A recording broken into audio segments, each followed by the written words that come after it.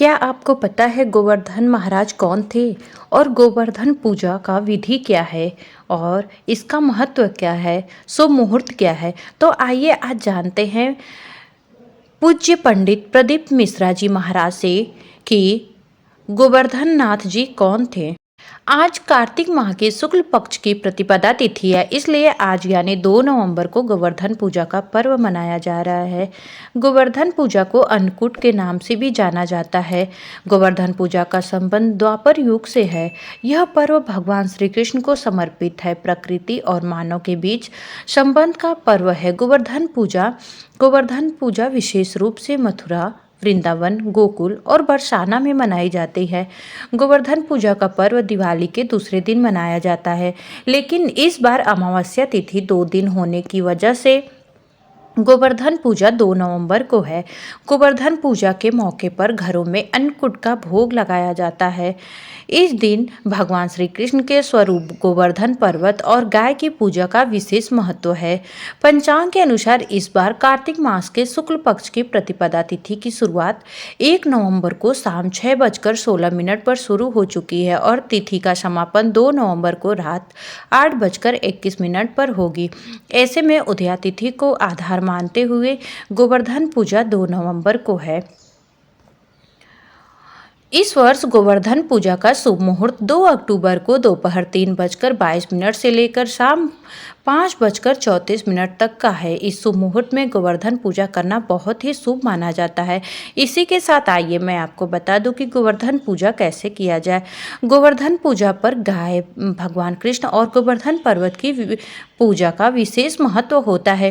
गोवर्धन पूजा करने के लिए आप सबसे पहले घर के आंगन में गाय के गोबर से गोवर्धन की आकृति बनाएं। इसके बाद रोली, चावल, खीर, बतासे, जल, दूध, पान, केसर, फूल और दीपक जलाकर गोवर्धन भगवान की पूजा करें।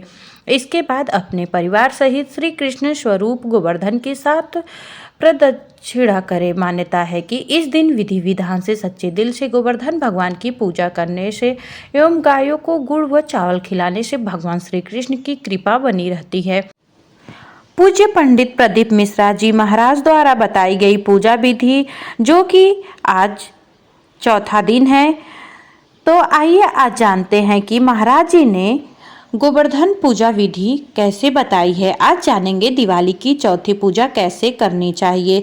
आज पूजन का चौथा दिन है। जो आप 3 दिवसीय पहले पूजा कर चुके हैं, आज चौथा दिन है। जो पूजन की थाली आपने सिक्के रखे थे, उसी पूजन की थाली में जल का छींटा देकर रोली, चावल, मोली, हल्दी समर्पित करना है। साथ में लाल पुष्प अर्पित करना है। 2 हल्दी की गांठ, 2 कमलगट्टे, 2 तरह का मीठा है वो भी समर्पित करें और अमरबेल के टुकड़े उस थाली पर रख के माता लक्ष्मी को समर्पित करें। साथ ही में 5 दीपक के दिए जलाएं। फिर माँ लक्ष्मी की आराधना करके माँ से निवेदन करें, माँ हम 5 दिवसीय जो आराधना कर रहे हैं, दीप महोत्सव के रूप में कृपा करें। आप हमको आशीर्वाद दे, हमारे घर धन लक्ष्मी की बढ़ोतरी करें। उसके बाद 5 दीपक से आरती करें। उसके बाद उस दिए में से पहला दीप जहाँ गोवर्धन पूजा किए हैं वहाँ रखें। दूसरा दीप पानी का जो हंडा है वहाँ रखें और तीसरा दीप तुलसी माँ के पास और चौथा दीप मुख्य द्वार के नज़दीक में और 5वां दीप जहाँ पर माता लक्ष्मी की पूजा किए हो वहाँ पर रखो। उसके बाद थोड़ी देर द्वार के पास बैठकर माता लक्ष्मी से प्रार्थना करें कि हे माँ हमें आशीर्वाद दीजिए और फिर बाबा गोवर्धन नाथ जी से प्रार्थना करिए कि आपको बता दें कि गोवर्धन का मतलब होता है जो गो है, उसमें माता लक्ष्मी, वर्धन का मतलब वृद्धि, जो माता लक्ष्मी की वृद्धि करने वाला हो। गोवर्धन नाथ आप हमारे घर संपदा की वृद्धि करिए, धन की वृद्धि करिए। इस तरह चौथे दिन का पूजा पूर्ण होगा। उसके साथ ही अंतिम 5वें दिन का जो पूजन है, हमें सिक्के कहाँ रखना है, उसे हम कहाँ रखेंगे, तो आपको ये हम अगले वीडियो में बताएंगे। गोवर्धन पूजा को अन्नकूट त्यौहार के नाम से भी जाना जाता है। इस दिन भगवान श्री कृष्ण को कई तरह के अन्न, फल और सब्जियों से बने पकवान का भोग लगाया जाता है। अन्नकूट का भोग बनाने के लिए कई तरह की सब्जियां, दूध और मावे से बने मिष्ठान और चावल का प्रयोग किया जाता है।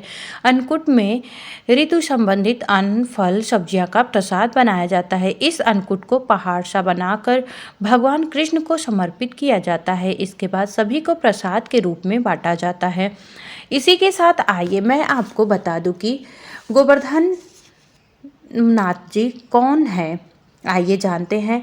महाराज जी से जिस समय पर श्री राम जी महाराज सुंदर सेतु का निर्माण कर रहे हैं, जो नल नील पत्थर पर नाम लिखकर छोड़ रहे हैं, उस समय राम जी हनुमान जी से बोले, जाओ पत्थर लेकर आओ। हनुमान जी गए और गिरि गोवर्धन नाथ पर्वत को उठा लाए।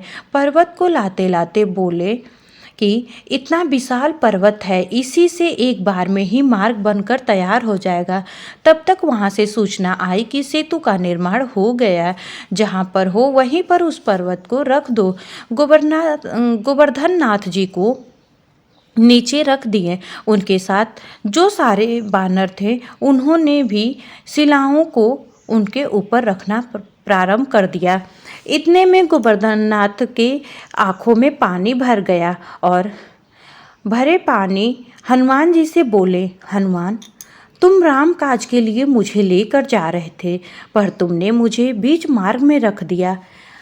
अगर मुझे भगवान नहीं मिले तो मैं तुम्हें श्राप दे दूंगा। जिस तरह तुम मुझे ऐसे बीच मार्ग में रख दिए, वैसे ही तुम्हारी सेवा करने वाला बीच मार्ग में ही रह जाए। जिससे मिलने के लिए लाए हो, कम से कम एक बार दर्शन तो करा देते। इतना सुनते ही हनुमान जी के आंखों में भी जल भर गया। हनुमान जी जाकर राम जी से बोले, नाथ, वो गोवर्धन पर्वत तो मुझे श्राप दे रहा है। बाबा, हे प्रभु, हे राघव जी, आप बताओ मैं क्या करूं। भगवान राम जी ने कहा, हनुमान, तुम गोवर्धन पर्वत से जाकर कहो कि चिंता मत करो, तुम विश्राम करो। इसी जतिपुरा में ब्रजमंडल में जब भगवान राम का अवतार, अगले जन्म में कृष्ण अवतार होगा, तब स्वयं भगवान कृष्ण का अवतार लेकर आएंगे। जो आज प्रतीक्षा कर रहे हो, वाट लगा रहे हो,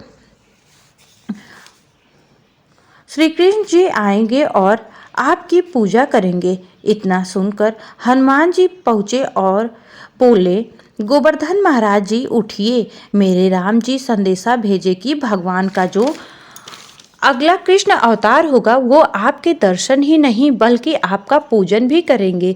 शास्त्र कहता है कि विश्वास रखने वाला, प्रतीक्षा करने वाला, दृढ़ता रखने वाले के लिए भगवान खाली हाथ नहीं आते बल्कि कुछ देकर ही जाते हैं। जय श्री कृष्णा प्यारे बंधु, अगर आपको मेरी ये जानकारी अच्छी लगी हो तो सब्सक्राइब करना बिल्कुल भी ना भूलेगा और लाइक शेयर तो ज़रूर करिएगा।